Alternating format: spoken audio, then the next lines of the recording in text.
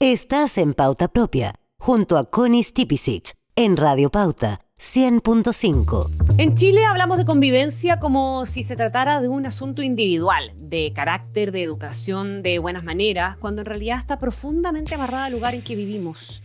Lo dicen urbanistas, sociólogos y los propios vecinos cuando comparan los barrios, por ejemplo. No es lo mismo convivir en un pasaje sin áreas verdes, con mala iluminación y sin transporte, que en un entorno donde el espacio público invita al encuentro. La convivencia es, antes que todo, un fenómeno territorial. El territorio, dice la literatura reciente, no solamente es suelo, es identidad, es memoria, son interacciones de poder, infraestructura y reglas. Es el escenario donde se producen y se disputan las relaciones sociales y por eso cada decisión sobre el espacio, una plaza, un paradero, un campamento, un basural, un centro cultural, moldea cómo vivimos juntos. La convivencia aparece cuando el territorio permite vínculos, se quiebra cuando produce distancia, competencia o miedo. Esa idea que parece intuitiva agarra harta profundidad cuando se mira el diagnóstico. Las inequidades espaciales son tan fuertes que prácticamente determinan experiencias opuestas de vida. Regiones donde la pobreza multidimensional de niños supera el 30%, comunas sin áreas verdes suficientes, barrios donde la inseguridad obliga a replegarse en la casa. En esos territorios convivir no es fácil, la violencia estructural se vuelve parte del paisaje. El espacio público, plazas, calles, veredas, debería ser el laboratorio natural de la convivencia. Pero cuando falta iluminación, infraestructura o mantenimiento, ese laboratorio se cierra. Una calle bien diseñada genera confianza, una mal pensada tensión. Y en Chile, donde la segregación urbana ha sido política de facto durante décadas, el territorio muchas veces opera como barrera más que como puente. Por eso surge la necesidad de mirar la convivencia desde el bienestar territorial. Y para hacerlo no solo hay que medir ingresos, sino acceso real a satisfactores que permiten vivir bien. Las áreas verdes, equipamiento, seguridad, movilidad, participación. Si el territorio no permite estar, crear, participar o sentirse parte, no hay convivencia posible. Chile enfrenta ese dilema hoy día: cómo lograr convivencia si seguimos produciendo territorios que fragmentan, o cómo construir confianza si el entorno inmediato no lo permite. La convivencia no es un reglamento escolar ni un llamado moral, es el resultado de cómo organizamos el espacio, distribuimos los recursos y reconocemos la diversidad de vidas que lo habitan. Nos acompaña para hablar en profundidad de este temazo Luis Valenzuela, arquitecto académico, director del Centro de Inteligencia Territorial de la Universidad Adolfo Ibáñez, quien ha liderado investigaciones que integran datos, urbanismo, comportamiento social y también políticas públicas para entender cómo el territorio condiciona y a veces determina la convivencia, la agencia ciudadana y la calidad de vida. ¿Cómo estás, Luis? Muy bienvenido. Gracias por estar en Pauta Propia.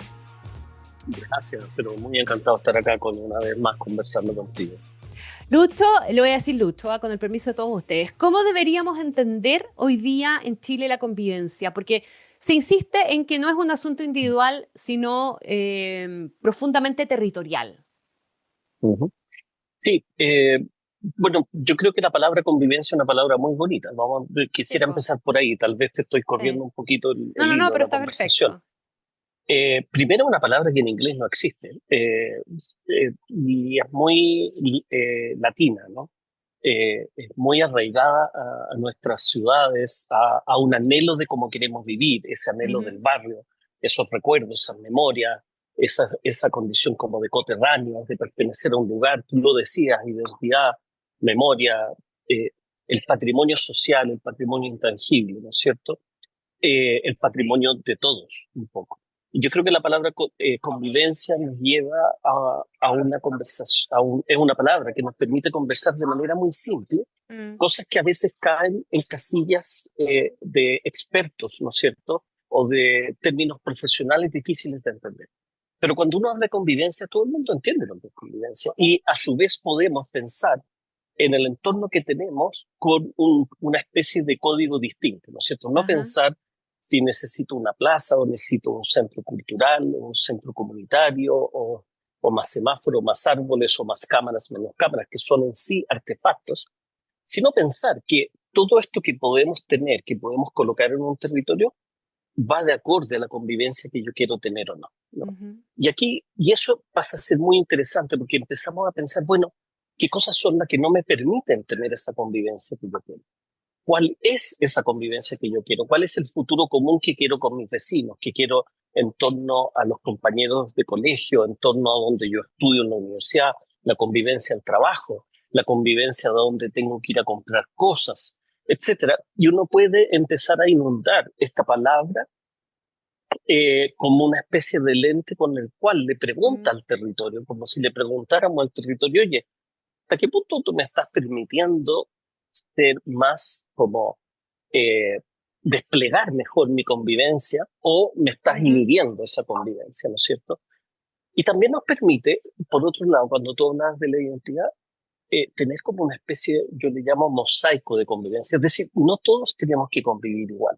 Entonces, como que nos desempatamos o nos salimos de ese lenguaje que hay que empatar todo, que la ciudad tiene que ser una ciudad absolutamente equitativa, absolutamente injusta, lo cual es en la práctica imposible de lograr, sino que cada lugar, cada convivencia puede finalmente buscar maneras de expresión y formas de ser.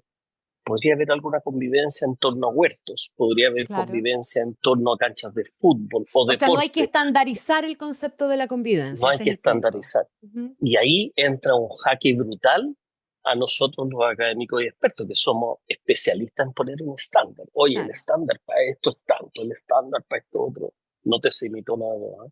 El estándar para esto otro es tal cosa. Y todo eso empieza a requebrajarse.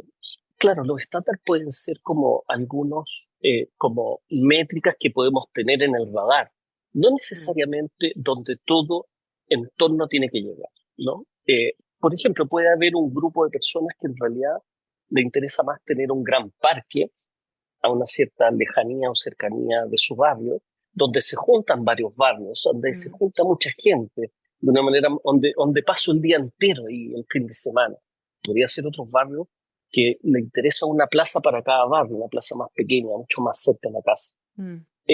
Los adultos mayores, ¿qué prefieren? Tal vez ni siquiera plazas y parques, sino que haya cada 50 metros una banca donde descansar y donde sentarse un ratito, ¿no es cierto? Bueno, pensar en nuestro entorno desde esa perspectiva yo creo que es la palabra convivencia. Ahora, tú dices, Lucho, en el estudio que tuvimos a la vista para la conversación contigo, que la convivencia opera en tres niveles, uno directo, uno estructural y uno que es cultural. ¿Hay alguno que sea más frágil hoy día en Chile? ¿Y por qué? Yo creo que es cultural, porque no lo tenemos tan a flor de piel, ¿no es cierto? ¿Qué quiero decir con eso? Que me refiero exactamente a esta cosa como del mosaico de convivencia. Es como que los chilenos sintamos que podemos decir y participar en cómo quiero convivir, en cómo quiero que sea mi futuro común con vecinos, con el entorno de mi colegio, etcétera. Todo lo que hemos hablado, con el centro de comercio de banca y cerca de la casa. Nos hemos restado de esa condición ciudadana y de democracia. Perdona que me vaya en términos que pueden sonar un poco grandes, pero es la verdad. O sea, como que la ciudad se nos plantea como ahí está, se hizo por tal ABC de tal manera, en ciertas cosas muy estructurales, muy estandarizadas, pero eh, nos restamos hace un buen tiempo de tener una voz, si es que la tuvimos, de decir, mira, la manera en que yo quiero que esto se desarrolle, porque yo vivo acá en Valdivia, es con una relación muy directa a los diversos ecosistemas que hay, de los humedales, de los ríos, etcétera. O no, yo lo que quiero acá es tener una relación de mi convivencia muy directamente en las condiciones donde el desierto árido en su temperatura extrema sea más controlado. Quiero que la convivencia sean espacios más templados, espacios de sombra, etcétera, ¿no? Se me viene a la cabeza las veredas de Pozo Almonte, Antigua, y muchas otras cosas. Y, y de alguna manera la ciudad, en esta estandarización, en esta no participación de nosotros como ciudadanos, de decir, mira, a mí para poder convivir necesito poder pasar en un lugar 3 horas, ¿no? Bueno, y el diseñador, el experto o experta estará a cargo de hacer las condiciones para que alguien, junto con toda esa comunidad, pase en ese lugar y disfrute 3 horas. Entonces, el proyecto no es el objetivo, no es el fin, sino que es un medio para que esa convivencia suceda. Y a lo que voy ahí es que es la participación ciudadana o esta condición cultural en la que hemos perdido y que es el primer ejercicio de la democracia, ¿no? El primer ejercicio democrático que tenemos con ciudadanos, el cual es incidir, no quiere decir definir completamente, pero incidir en cómo queremos tener este entorno que nos afecta, que nos va amoldando en la vida y que nosotros, a su vez, con nuestra vida lo amoldamos.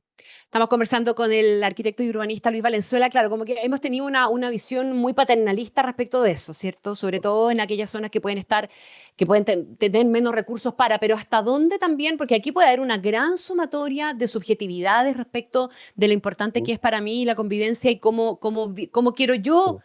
esa convivencia para mí. En algún momento hay que cortar ahí. ¿Cómo hace que un proceso de participación refleje y no deje fuera? Eh, un proceso de participación, como cualquier proceso que es un proceso democrático, ¿no es cierto?, va a dejar algunas posiciones fuera. O Sí, sea, eso claro. es parte del punto. Es imposible dejar todo dentro. Lo que uno Ujú. intenta hacer es realmente poder como eh, englobar lo máximo posible. Ahora, cuando nosotros hacemos proceso de participación, la pregunta es, la pregunta no es qué es lo que tú quieres. ¿Quieres una plaza con juegos Mm, naranjos o mm. verdes? ¿Quieres el semáforo curvilíneo con colores? ¿O quieres árboles? No, sino que más esto mismo. ¿Cuál es la convivencia que quieres? ¿Cuál es el bienestar? ¿Qué te impide tener ¿Qué es esa lo, calidad de claro, vida? qué es lo que te ¿No es importa? cierto? Mm, Y después vendrá el diseño, y en el diseño, ahí uno presenta distintos escenarios de diseño. Es decir, ¿cuál cumple mejor los objetivos mm, mm. de esto, de cómo se quiere vivir en este lugar? Y claro, ahí uno lo que tiene que lograr en la participación es cuáles son aquellas prioridades más inmediatas, ¿no es cierto? ¿Cuáles son aquellas necesidades iniciales a la cual debemos atender? Podría ser, por ejemplo, que niños y niñas tengan una adolescencia saludable, ¿no? ¿Y Mm, eso qué significa? No estar expuesto a droga. ¿Y eso qué significa? Deporte. ¿Y eso qué significa? claro, Tener equipaamiento deportivo. ¿Y eso qué cancha. Ujú, significa? Tener canchas, tener esto, tener lo otro. ¿Qué significa? Tener un entrenador. ¿Qué significa? Tener recursos para los uniformes mm, en los equipos. ¿Qué mm. significa? Organizar un campeonato, etcétera, ¿no? Entonces, es todo ese entramado, finalmente, el que implica esa convivencia. Y claro, uno no puede dar solución a todo. Entonces, Mm. lo que a nosotros nos pasa haciendo participación en todo el país es que en términos generales la gente se pone muy de acuerdo cuáles son las tres prioridades. O Claro, sea, los eh, mínimos comunes. los mínimos comunes. Y lo que es importante es que cuando uno hace esto es tener una certeza de ciclo. Es decir, oye, está bien, estos son los tres puntos más importantes que vamos a coger ahora, o los dos. Mm, En 2 años más o en 3 años más, volvemos a esto, vemos cómo ujú. resultó y qué cosas tenemos que sumar, ¿no? Oye, ahora en realidad hay un tema de alfabetización, hay un tema estoy inventando, abandono escolar, Sí. necesitamos volver a poner los niños dentro del colegio, etcétera. Y a uno entra con Ujú. otra estrategia, otra inversión, otro programa hacia eso, que puede ir acompañado de lo deportivo. Uno puede decir, oye, mira, tenemos este tema de deporte, cómo lo transformamos, cómo lo llevamos, etcétera. Y así uno va, ¿no es cierto?, construyendo esta participación, que en realidad es una conversación, en Mm. relación a que como yo entiendo qué es lo que necesito para tener la convivencia que quiero, o para tener la calidad de vida que quiero, entonces puedo cambiar aquello para poder tener esa calidad de vida, ¿no es cierto? Ya sé lo que tengo que cambiar para tener esa calidad de vida y ahí me pongo ingeniosamente a diseñar qué es lo que es necesario modificar en el Mm. entorno o insertar en el entorno para hacer esa transformación. Y vuelvo a las personas a ver y a la ciudadanía y a los vecinos a ver cómo perciben ese proyecto, ese diseño, ¿no? Y yo creo que Luis, ese es el gran potencial de eso. sí, ustedes hacen la matriz de bienestar humano territorial, ¿verdad? Ujú.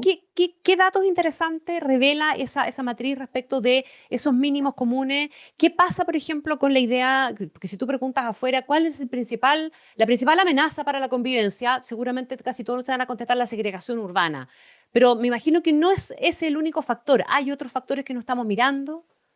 Claro, nosotros a través de la matriz de bienestar humano territorial, lo cual está en una plataforma que se puede visualizar gratuitamente, disculpa que haga Dele propaganda, nomás. pero se puede usar, esa es la gracia, ¿no es cierto? Mm, Así que vecinos, vecinas, empresas, municipios, gobiernos regionales, úsenla. Busquen plataforma Bienestar Humano Territorial o Matriz Bienestar Humano Territorial en cualquier buscador de internet y va a salir, la visualización es gratuita y online. ¿Y qué es lo que hacemos ahí? Más que decir, mira, la segregación es un problema, mm, estamos apuntando a un problema que es las inequidades. Es decir, ¿qué es lo que hay más en un mismo territorio comparado con otra parte de ese territorio? Cuanto más hay de acceso a áreas verdes, cuanto más hay de acceso a salud, cuanto más hay de acceso a educación y cuáles son las condiciones de seguridad o inseguridad que acompañan eso. Entonces uno permite ver dentro de un mismo lente un territorio en una escala de información muy pequeña, manzana por manzana, tanto en ámbitos urbanos como rurales, está para todo Chile, el 100% del territorio. Entonces permite, dentro de una región que entendemos que es un territorio identitario, con una cultura y identidad parecida, ver todos esos contrastes, ¿no es cierto? Y ahí uno puede bajar y mirar en 18 indicadores a dónde están las diferencias. Entonces, más que decir hay segregación, que es un síntoma, que es decir, como mm, tengo fiebre, lo que nos permite esto es decir, mira, en este caso hay fiebre por esta razón, en este otro caso, este territorio no hay fiebre por tal razón. Y se puede comparar, ¿no es cierto? Y eso es muy bueno porque permite tomar decisiones operativas, ¿no? En relación a si yo coloco más infraestructura de áreas verdes o de esto, del otro, de acuerdo a esa conversación de participación, cómo eso se refleja en el bienestar, ¿no es mm, cierto?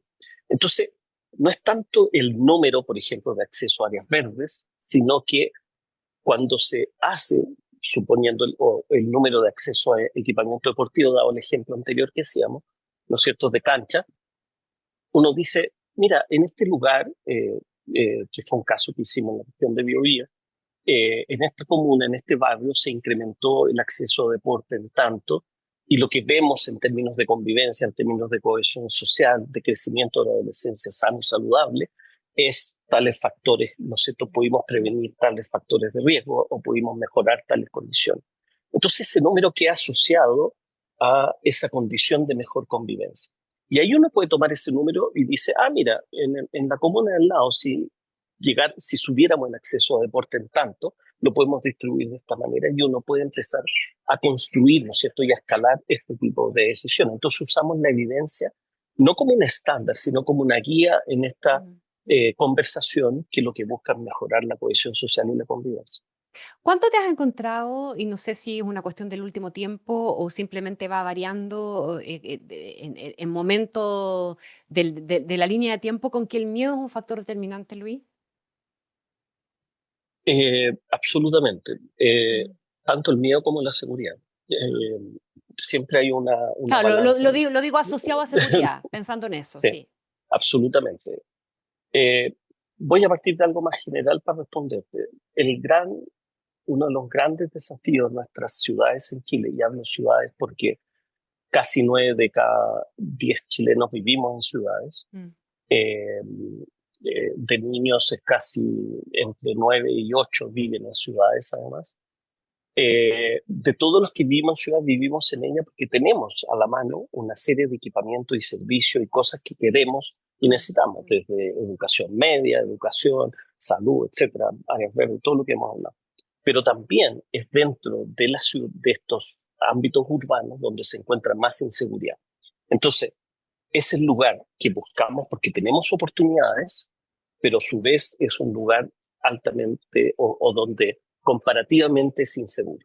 mm. Y esa dicotomía tenemos que resolverla muy luego, tenemos que atenderla muy luego, porque hay personas que efectivamente se inhiben o tienen que cambiar su modo de vida, su manera de convivir, Claro. por esta amenaza y este miedo a la seguridad. Poner una Una reja mujer, en un pasaje, por ejemplo, y una aislarse del reja en un mundo, claro. pasaje, poner 2 o 3 barreras, Ujú, ujú, 5 candados en la reja, 6 candados en la reja, que no es exageración, si tú vas a los Cerros Valparaíso, por ejemplo. Eh, pero también cambias comportamientos, mujeres mm, que a cierta hora no prefieren no salir a la calle, claro. personas de adultos mayores que prefieren no recorrer ciertos lugares de la ciudad y así sucesivamente, ¿no es cierto? Entonces, nuestro territorio empieza a achicarse. territorio en el sentido de donde desplegamos nuestra vida, ¿no es cierto? Claro. Siempre nuestra vida está asociada a un territorio, a todos. Entonces se ve restringido y se ve más restrictivo. Y yo creo que eso es lo peor del miedo, ¿no es cierto? Es que dado el miedo es que estamos cambiando nuestra forma de ser. Eso puede ser porque efectivamente hay inseguridad o puede ser por percepción. Ahora, por otra parte, cuando sí tenemos seguridad, cuando hay una percepción de seguridad en la convivencia, en un entorno, en un barrio, las cosas florecen, ¿no? Las cosas realmente aparecen de una manera muy espontánea, aparecen actividades, aparecen lugares de encuentro, aparecen multiplicidad de cosas que son muy notables. Y esa seguridad va apareciendo a veces, mira, no necesariamente porque disminuya la inseguridad en el sentido de delito. Te doy un ejemplo. Eh, Puede ser que yo esté en un lugar de la esquina de mi barrio donde hay comercio y dado que este comercio empezó a sacar unas ciertas sillas a la calle y la gente se sienta en la calle, en la vereda y toma un cafecito o un sándwich o un completo, hay ojos en la calle, hay gente en la Claro. calle. Hay vida. Entonces, hay vida. Entonces, yo estoy ahí, voy a este lugar y veo que la gente, y además los reconozco, los veo, ¿no es cierto? Esta es la persona que he visto 3 o 4 veces, tal vez todavía no sé dónde vive, no conozco el nombre, pero esos son factores de seguridad en los cuales vamos construyendo y vamos destruyendo ese medio, pero vamos construyendo una seguridad y que sirve muchísimo porque me siento más seguro y segura en mi entorno, en esto que a donde yo estoy andando. Y es muy contrario a la reacción de encerrarnos, de cerrar el pasaje, de cerrar la reja de la casa, etcétera, ¿no? Y yo sé que es difícil hacerlo, pero yo creo que podemos usar ciertos elementos muy interesantes para que empiece a suceder eso. Lo mismo que hablábamos, por ejemplo, de las personas de tercera edad que tengan bancos en la calle, en la vereda, que las veredas no tengan hoyos para que la gente no se caiga, para que los coches de guagua puedan transitar. Que estén iluminadas Significa para que tú camines que con estén seguridad. iluminados exactamente, que la basura se recoja para que no haya perros vagos, porque cuando hay basura en el espacio público hay comida y hay perros vagos. Esas son cosas con las cuales podemos empezar a trabajar y obviamente no son los resultados definitivos, pero son muy buenos comienzos para poder construir la seguridad y este entramado de tejido de las personas en el espacio público. Ahora, yo sé que es difícil resumir algo así en una idea, Luis Valenzuela, pero ¿qué deberíamos cambiar para que el territorio deje de fragmentar y finalmente empiece a favorecer esa convivencia? Es una pregunta muy difícil, efectivamente. Yo cuando me hacen esta pregunta lo No respondo. sé. No sé, pero no sé si lo respondo bien o mal, porque me quedan mirando con una cara de una respuesta rara. Yo creo que conversar de cómo queremos vivir. Hay un gran libro de Yarari, no sé, que se llama Homo Deus, que en su última página, en el último párrafo, tiene una pregunta que me parece fabulosa, que es, ¿qué es lo que queremos querer? Y todo lo que estamos hablando es finalmente una conversación de qué es lo que queremos querer. Y lo que queremos querer en términos de convivencia es dar oportunidades individuales a que un adolescente vaya a jugar a una cancha, que una abuelita pueda caminar por una vereda. Son oportunidades individuales, pero las cuales las logramos con acuerdos sociales, con acuerdos comunes, ¿no es cierto? Y por eso es tan importante la conversación en torno a qué es lo que queremos querer de nuestro futuro común, de nuestra convivencia. Estamos acostumbrados a que esas conversaciones se den cuando un municipio o una entidad dice vamos a hacer una participación ciudadana tanto y te convoca al salón tanto y vamos todos ahí con cara de combativos, ¿no es cierto? Pero yo creo que puede ser una conversación que debiese surgir de adentro de la familia. Hace poco estaba escuchando al expresidente de Uruguay que él hablaba, decía, me da pena que la política no se discuta dentro de las casas porque ese es un lugar lleno de contención y amor para discutir la política. Cosa que después cuando la discutamos en público sea algo en lo cual nos sentamos bien conversando de eso. Bueno, tenemos que empezar a conversar de cómo queremos vivir, a dónde queremos vivir, de qué manera queremos vivir, a quién le pedimos que cambien esto y lo otro, cómo lo hacemos, cómo mejoramos esto, involucrar a los niños, a los adolescentes, a los jóvenes, a los adultos mayores, preguntando qué te gustaría a ti para estar más en el vecindario, para disfrutar más de él. y que esa conversación surja en las casas, en nuestras horas de comida, las horas de la once, en el desayuno, en los colegios. Que el colegio diga cómo quiero que sea mi entorno, la vereda, la orilla, cómo quiero que sea llegar y salir del colegio, etcétera. Y ir escalando eso, ¿no es cierto? Irla llevando, irla haciendo posible en nuestro consciente social, de que es posible y de que es necesario que tengamos esa conversación. No en un tono de protesta, no en un tono de demanda, sino que en una construcción social común. Y que asimilemos lo que significa la convivencia más allá de la que uno imagina siempre en los entornos clásicos. Luis Valenzuela, arquitecto, urbanista, académico y director del Centro de Inteligencia Territorial de la Universidad Adolfo Ibáñez, como siempre un gustazo. Muchísimas gracias por haber estado hoy día en Pauta Propia. Un Gracias abrazo por la enorme. invitación. Muchísimas gracias, Lucho. Saludamos a nuestros auspiciadores. AFP Habitat tiene 3 planes APB pensados para quienes planifican su futuro: Plan Impulso, Plan Proyección y Plan Futuro Total. Más información en afphabitat.cl.